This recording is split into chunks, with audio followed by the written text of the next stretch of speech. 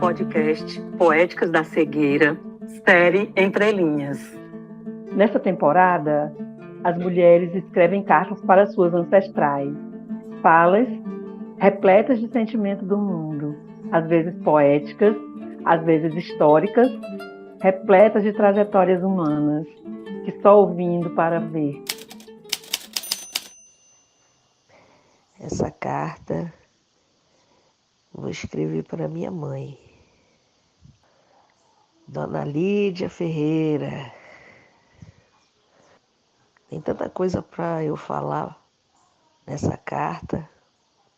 Hoje estou aqui escrevendo essa carta para você, mãe, para te dizer da sua importância na minha vida e de como às vezes a gente não fala muito o que deve ser falado ou dito para as pessoas que estão tão perto da gente, né? Então, eu quero começar dizendo para a senhora de como eu te amo e de como você é muito importante para mim. Comecei aqui a carta te chamando de Sebastiana. Todos da família sabem que a senhora não gosta de ser chamada por Sebastiana, né? Diz que esse nome não é legal, que a senhora gosta de ser chamada de Lídia. Mas para a família, carinhosamente, você é chamada de Tiana, que também detesta. Mas tinha que trazer teu nome, né, mãe? Não tem outro jeito. É o seu nome, é o que te deu a origem, né, da pessoa que você é. Você sempre contou pra gente aqui em casa, né, que não sabe o porquê do nome Sebastiana, que você acha que era o nome do seu pai que você não conheceu, que você nem sabe quem é seu pai, que dizem que a senhora era filha de um fazendeiro, né? A gente sabe da história que se repete, né? Das mulheres que trabalham para esses famosos coronéis e que eles abusam, né, dessas mulheres. Então, uma delas foi a minha avó. Quero dizer que trouxe a senhora para essa carta através do trabalho da Olívia, fez com que trouxéssemos as mulheres das nossas origens. E a mulher que me apareceu muito mais forte foi a senhora. O tempo todo aparecia a senhora para mim. Dessa mulher que é tão forte, tão determinada, tão guerreira. Mãe, você sempre conta umas histórias pra gente a respeito da sua vida.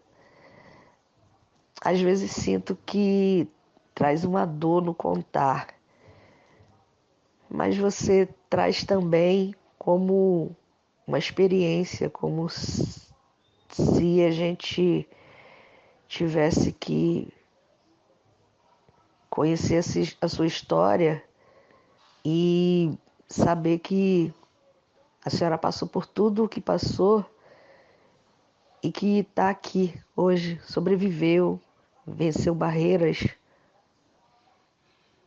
Hoje a senhora está com 82 anos, mas com a jovialidade total, uma mulher que é muito alegre. A senhora é uma mulher festeira, é uma mulher que gosta de dançar, tomar uma cerveja, fuma um cigarrinho, faz tudo dentro do limite, sem exageros. E é uma mulher que se cuida muito, é muito lindona, é vaidosa demais, tem um corpício aí de da inveja em muita gente. É uma mulher que todos admiram, que fazem elogios, que para mim é um orgulho quando eu ouço alguém dizer: nossa, sua mãe, caramba, tá inteiraça. Ela é muito jovem, muito linda. Eu me orgulho muito de ouvir isso das pessoas. E quando você traz a sua história de vida, que ficou órfão há alguns meses, né? Bem, muito bebê assim, que a minha avó, Maria,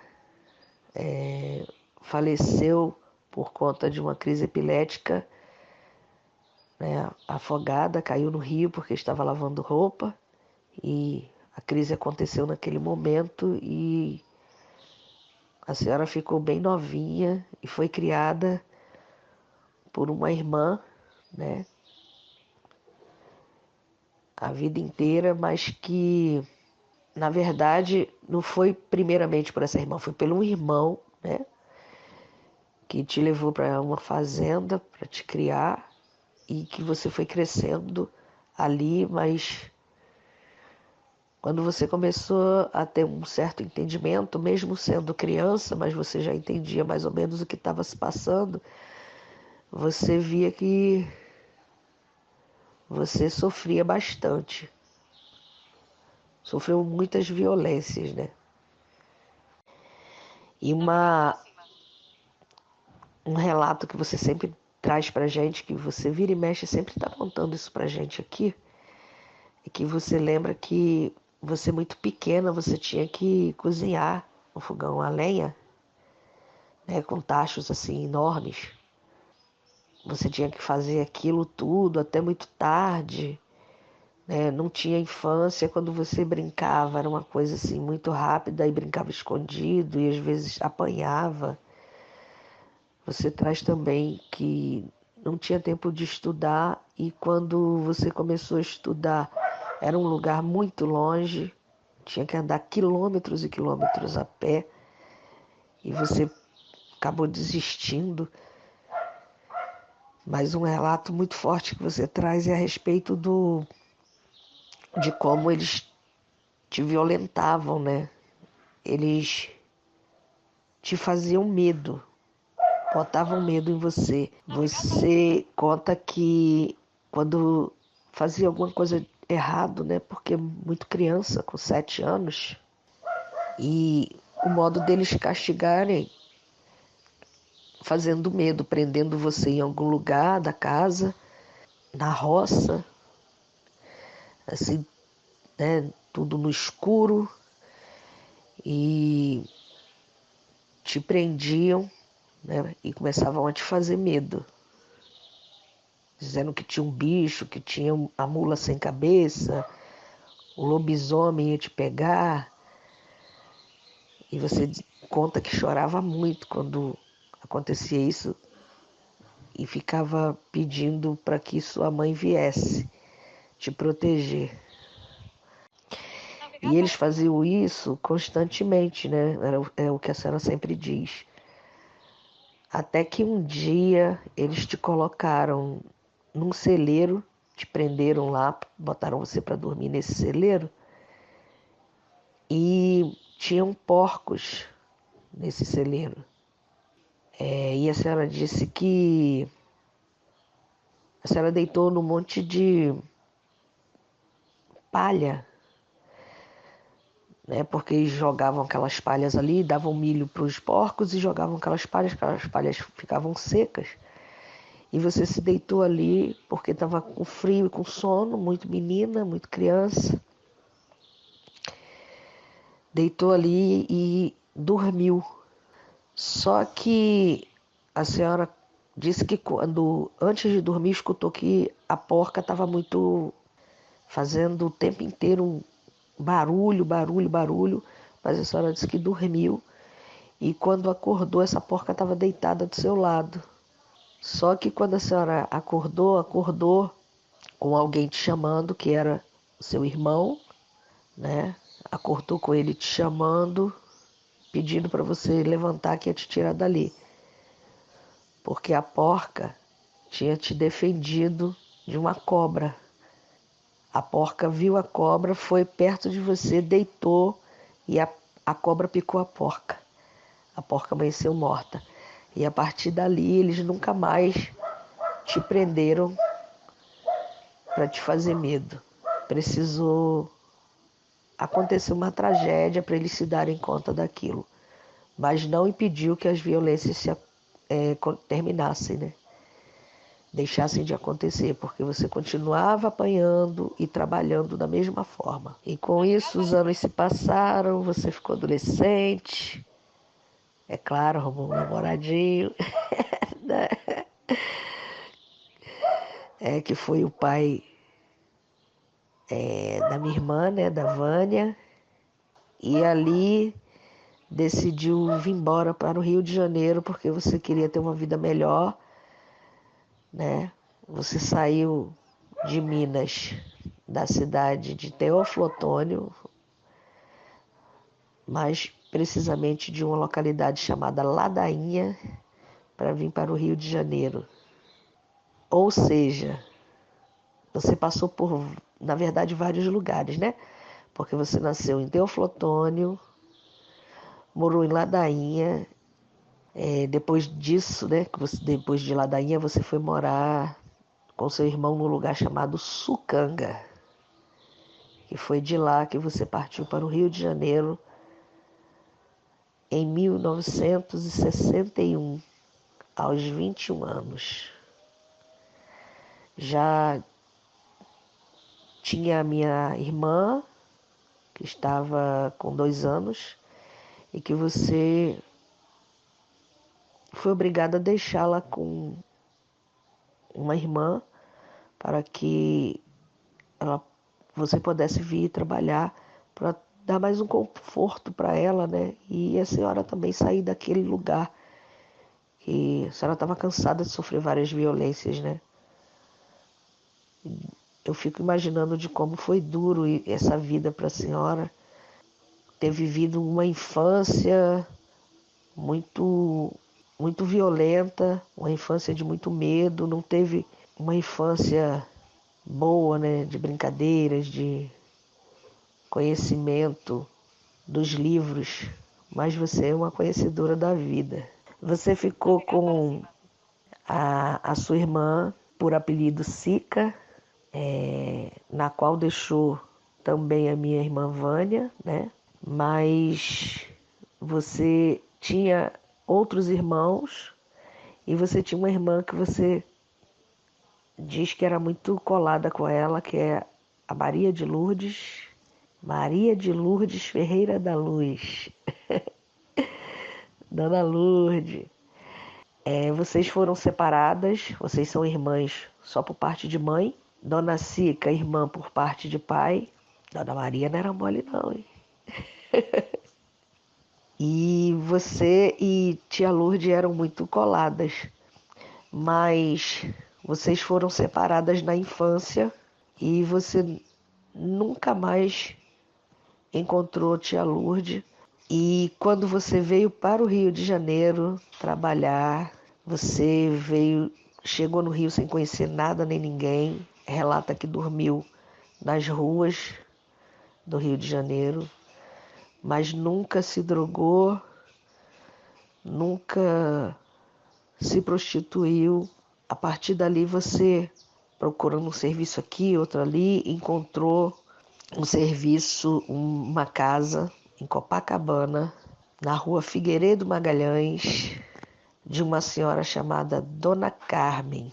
Ah, sim, mas antes disso você disse que trabalhou na casa de uma mulher que ela te escravizava completamente, porque escondia comida, trancava a geladeira com cadeado, você não podia passar do quarto de empregada. A partir do momento que você parasse o seu serviço, você não poderia passar daquele local para dentro do apartamento. Você relata que a comida era separada, você não comia as mesmas coisas que os patrões. E um dia, quando você estava com muita fome, você pegou um ovo e foi assim a coisa mais humilhante, que mesmo você tendo todo sofrendo toda a violência na roça, né, com aquelas pessoas que você viveu, você disse que nunca passou fome. E você teve essa questão da fome porque dormiu nas ruas e quando foi para casa dessa mulher trabalhar, ela te impedia de comer e por conta de um ovo, ela te mandou embora. Aí você conheceu Dona Carmen, que, segundo a senhora, uma mulher maravilhosa, que nunca te humilhou, nunca te distratou. Pelo contrário, te deu muitos conselhos, te ensinou a ler e escrever. Você hoje não tem tanta leitura, né? Mas você aprendeu com ela. E foi lá nessa casa que você começou a trabalhar, que você começou a mudar de vida. Você juntava seu dinheiro, ia visitar minha irmã todo ano, nunca deixou de visitá-la. Levava muitas roupas, brinquedos. Assim você conheceu meu pai. Meu pai tinha 19 anos, você já estava com 28. Ele estava acabando de chegar no Rio de Janeiro, vindo de Pernambuco. Veio servir a Marinha. Na época que o alistamento passava o caminhão, pegando aqueles rapazes, querendo saber para onde queriam ir, né? Se queria ir para a Marinha, Exército Aeronáutica. E ele escolheu vir para a Marinha e assim ele veio para o Rio de Janeiro e te conheceu. E vocês começaram um relacionamento, né? Que ele contava com muito... A gente via que ele contava com muita satisfação de como te conheceu. E sempre dizendo que você era uma mulher linda. E ali vocês começaram um relacionamento, ele ganhando muito pouco. E resolveram morar juntos. A senhora conta que vocês foram morar num quarto com banheiro, onde vocês só tinham uma esteira e uma moringa. E ali vocês foram fazer a vida de vocês. Eu nasci logo em seguida. E aí começou a história de Dona Lídia Ferreira. Ah, quero dizer também, antes, antes de vocês irem morar juntos, né?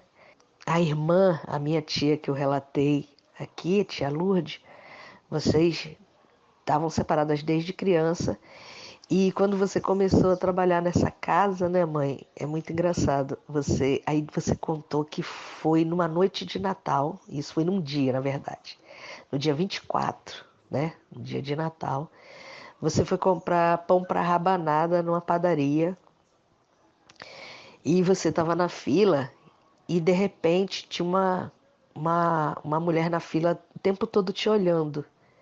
Até que essa mulher chegou em você e perguntou se você era Lídia. Ela falou que achava que te conhecia e se você era Lídia. Aí a senhora disse que sim. Aí ela perguntou se a senhora não estava a conhecendo, a senhora falou que não. Aí ela falou, sou eu, a sua irmã, Lourdes. E vocês se deram assim um longo abraço e choraram bastante. Dali, o pão de rabanada não aconteceu. KKK. Você largou tudo ali, foi pro serviço dela, onde ela trabalhava, que vocês trabalhavam próximas. E olha como é que o destino, ele trabalha na vida das pessoas, né? Vocês trabalhando tão pertinho. E você dali ficou no emprego dela e foi aquela festa. E vocês, a partir daí, nunca mais se separaram. Depois ela arrumou também um namorado, casou, viveu com ele 40 anos, né? Ele faleceu, tio Mundinho era um homem maravilhoso, um homem muito inteligente, adorava ler. Vocês, a partir daí, nunca mais se separaram. Hoje ela mora em São Gonçalo, né?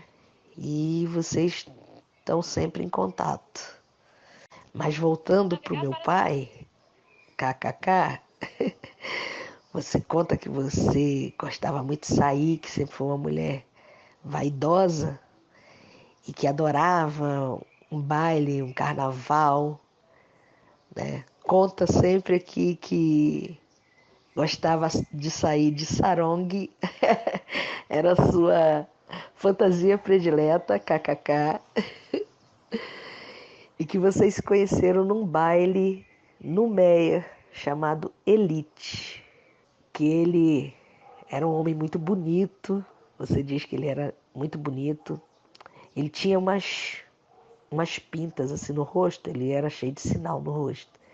E você conta que ele era muito bonito e que você lembra quando conheceu ele que ele estava com uma camisa de renda branca, de botão, uma calça azul clarinha, um sapato de couro, muito cheiroso, você conta isso.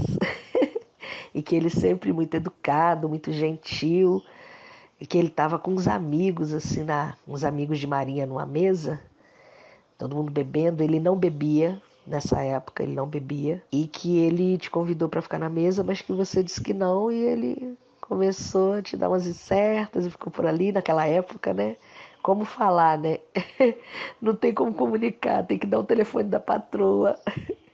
E você passou o telefone e pensou que ele não fosse te ligar, e ele te ligou e vocês marcaram outros encontros, e a partir dali começou o relacionamento de vocês. Aí veio eu, né? Claro. Você conta, e ele também contava que ele ficou muito bobo assim, quando você engravidou. E quando eu nasci, ele ficou assim, muito encantado, que ele era apaixonado assim por mim. Eu nasci de 7 meses, porque você teve, né, a sua pressão subiu muito, mas você não chegou a ter uma eclâmpsia, mas nasci de 7 meses e nasci com catarata congênita, mas naquela época, né, a gente tinha que ficar na incubadora e não tinha proteção para os olhos, foi o que piorou, né? Então, naquela época, há 51 anos atrás, não tinha como descobrir que a criança tinha algumas doenças a partir de testes, né? Que é diferente hoje. E só foram descobrir que eu tinha problema visual quando eu estava com alguns meses. Porque ele foi brincar comigo, eu já estava já na fase de pegar as coisas e eu não respondia ao estímulo porque eu não olhava direito. Eu virava, mas na hora de pegar eu não pegava. Foi quando a senhora começou a investigar, me levar em médicos e descobriu que eu tinha uma catarata congênita. Ah, e tem uma história bem engraçada, porque você conta que tinha uma prima que você gostava muito, que vocês eram muito ligadas, assim, que ela se chamava Wanda. E quando eu nasci, ele queria colocar meu nome de Pedrita, porque eu nasci entre São João e São Pedro. Então ele queria me batizar, me registrar como Pedrita. Mas aí você conseguiu convencê-lo e colocou meu nome de Wanda. Só que quando ele foi me registrar, ele me registrou com W. O meu nome é Wanda com W. Isso aí eu faço essa referência sempre que eu vou dizer que me chamo Wanda. KKK. Sempre que falo Wanda, Wanda com W. Aí, engraçado, né? Como é que tem essas referências desses nomes aqui em casa. Por quê? A minha irmã era para se chamar Vânia Lúcia, segundo a senhora conta. Ela nasceu no dia 13 de outubro, mas quando a senhora foi registrá-la, registraram com a data de 3 de outubro e o nome Vanelúcia, tudo junto, não botou Vânia Lúcia, colocou Vanelúcia. E ela é com V. E quando a senhora foi conferir, já tinha acontecido, não mudou mais. Então minha irmã tem 2 datas de aniversário. E até que ficou um nome bonito, né? Vânia Lúcia. Mas todo mundo a chama de Vânia. E ele disse que me registrou com W porque ele disse que achava bonito. Que ficava mais bonito. Aí passaram-se 4 anos, né? E nesse período aí, você sempre lutando comigo por questões da minha visão. E eu, com 4 anos, foi feita a primeira cirurgia de catarata. E a partir daí, foram feitas várias e várias cirurgias. Você sempre comigo, sempre muito cuidadosa, acolhedora. Nesse período, meu irmão nasceu, mas nesse intervalo aí já as coisas com vocês já começaram a desandar, que meu pai começou a beber, né? Meu pai já começou a beber, um homem que não bebia, e de repente começou a beber muito. E meu irmão nasceu, né? Mas também tem a história do meu irmão, que iria se chamar Vladimir, mas minha mãe gostou do nome Wanderson e botou Wanderson, com W também.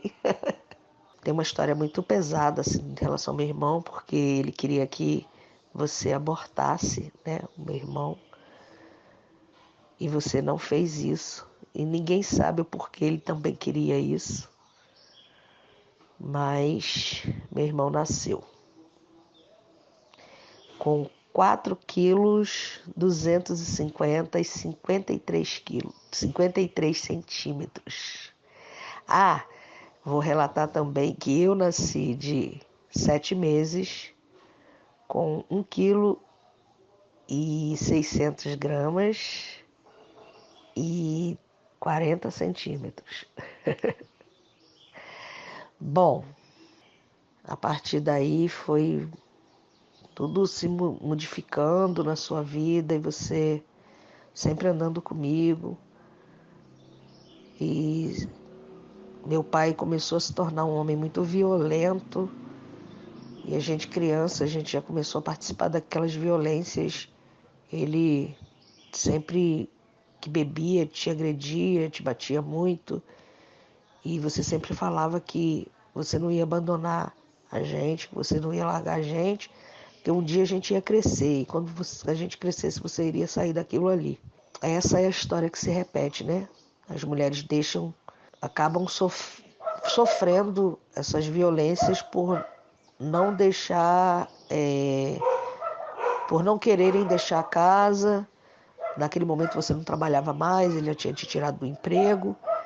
Então você queria que a gente ficasse ali naquele ambiente com você, porque de uma certa forma ficar na casa dos outros não ia dar certo, né?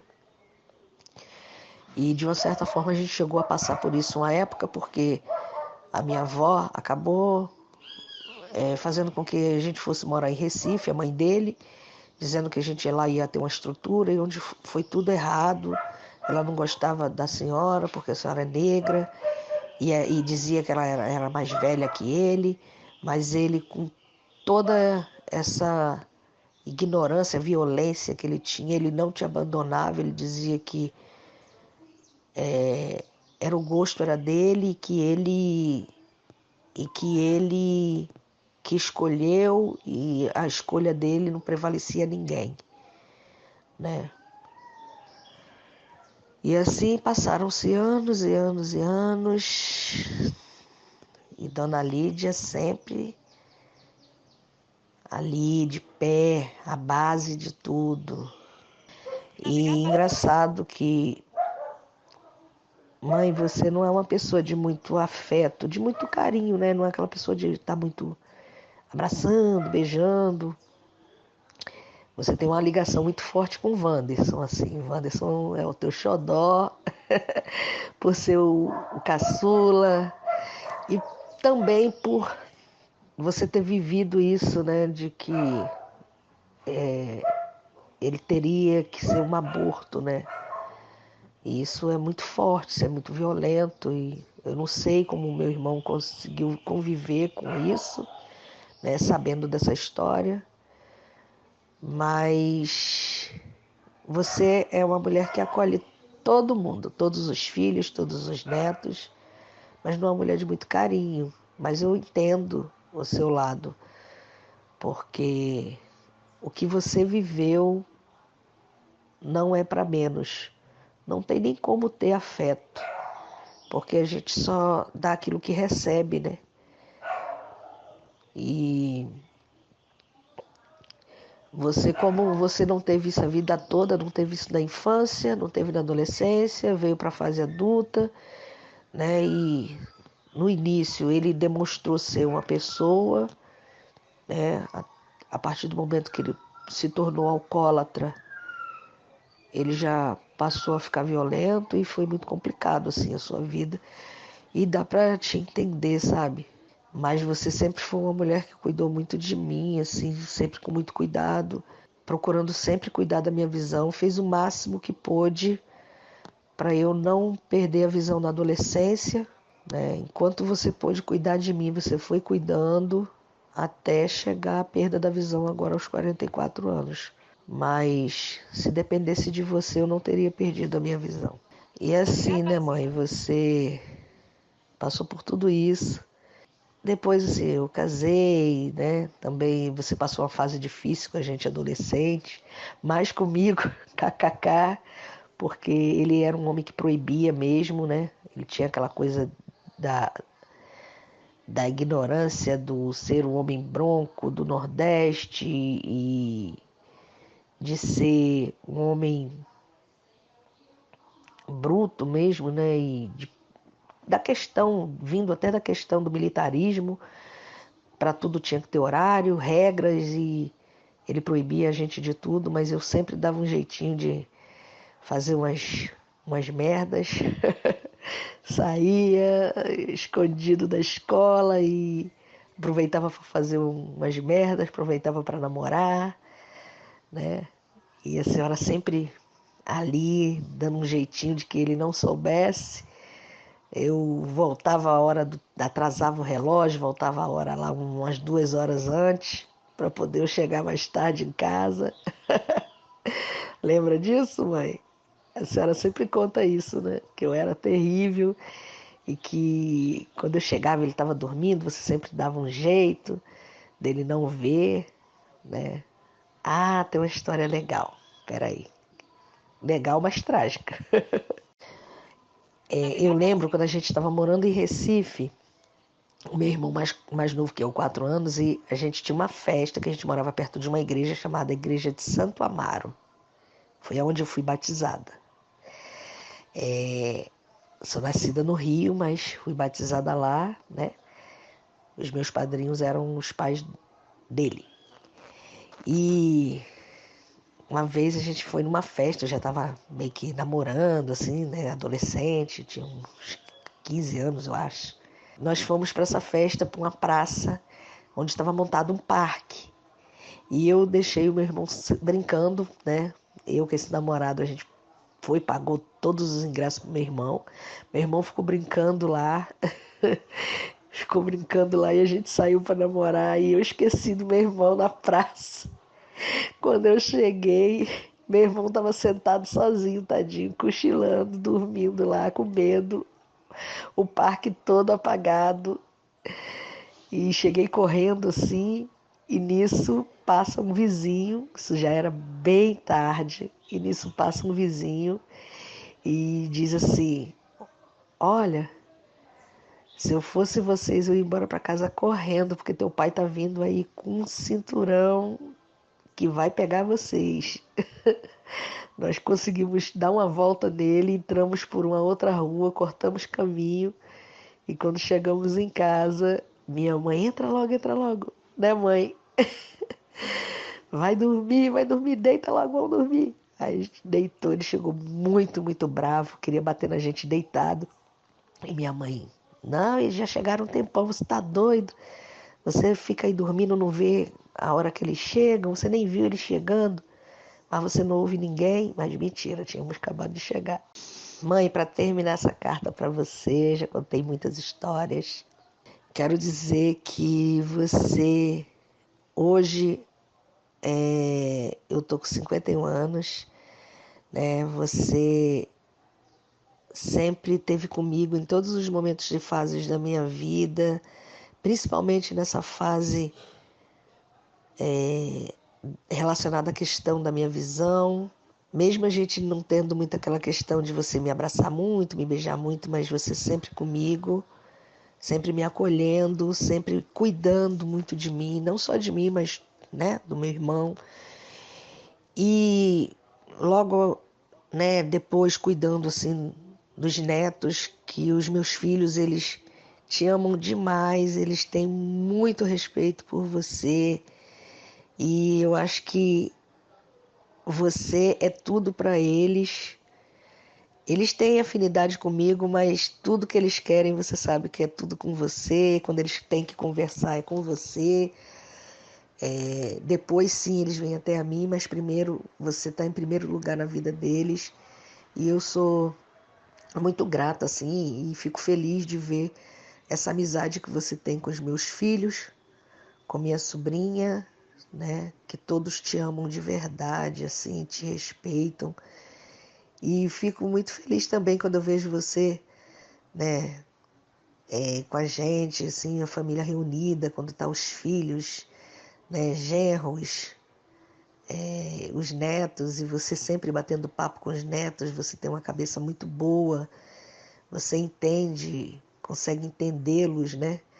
E você sempre está conversando com eles, você bebe, você senta, toma uma cerveja com eles, né? O Douglas, então, nem se fala, porque o Douglas, ele toda hora te chama, toda hora ele tem que gritar, vó, ô vó. E é muito engraçado que você fala, pronto, lá vem ele, já começou, mas tá ali, sempre grudadinha nele. O dia que ele não chama, Douglas nem me chamou hoje. Aí Wanderson diz, seu netinho já tá começando a te chamar. KKK.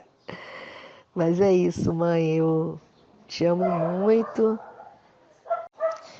e obrigada por você me ensinar tanto, mesmo não sendo uma mulher letrada, mas você fez questão da gente estudar, da gente chegar onde a gente chegou, né? Eu tô chegando ainda, tô conquistando aí meu espaço dentro da universidade, mas você sempre apoiando a gente, né? O meu irmão aí, formado em letras, um homem maravilhoso, um homem muito carinhoso, afetuoso com toda a família, sempre muito atento às questões da família, sempre ajudando todo mundo, sempre muito presente, presente nas nossas vidas, presente na sua vida. Ele não te deixa um minuto, ele está sempre indo em direção ao seu auxílio, e é uma coisa bonita de se ver, né? Tem muito carinho com os meus filhos também têm muito respeito por ele. E relato aqui também, né, mãe, que você, apesar desse acolhimento comigo, da questão visual, você teve um acolhimento muito grande com ele, quando ele chegou para revelar, né, a questão da orientação sexual dele, né, e que você não o desprezou, não recriminou, você não entendeu naquele momento, porque a gente sabe que não foi fácil e é difícil, né? Você vindo de uma criação tão patriarcal, tão, né, fechada, entender, mas você entendeu, acolheu e você respeita, aceita demais, tem maior carinho com o namorado dele, né, que é um cara bacana também. E isso é muito importante. E é isso, mãe.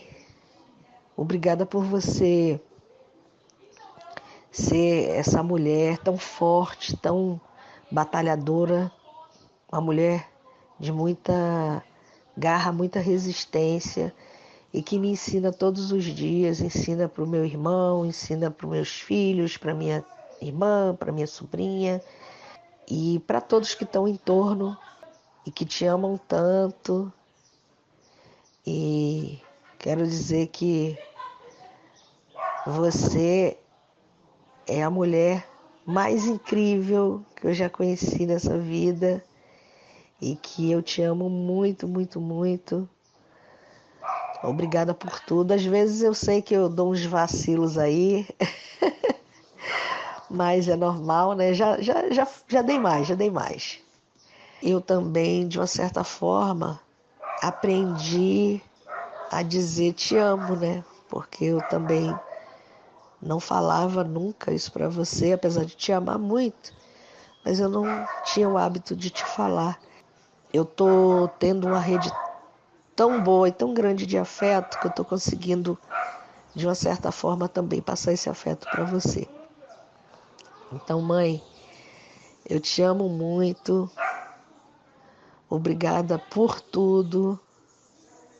E que a vida te proporcione, desejo que a vida te proporcione assim, muitas coisas boas, que você viva anos e anos e anos dançando, fumando, tomando uma cerveja com a gente, um churrasco que você gosta muito e namorando, porque você ainda, né, namora muito e diga-se de passagem, né, assim, sempre no talento, no estilo e namorando garotão, que é o melhor.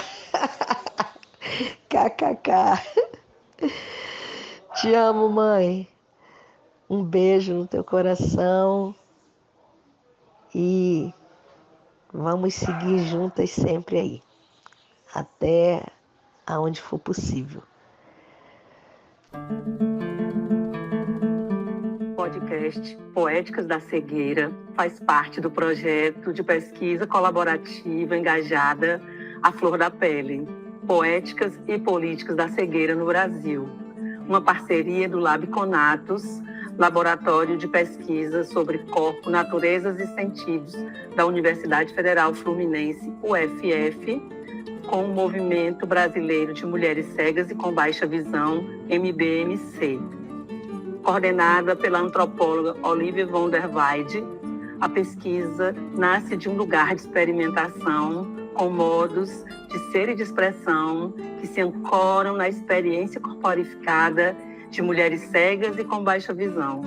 Esta singularidade é trazida como alimento para a criação de novos sentidos em um nível ético, poético e político, a partir da afirmação de uma poética da cegueira. Textos introdutórios deste podcast foram narrados por Gislana Vale, mulher cega, utilizando a técnica de leitura sombreada.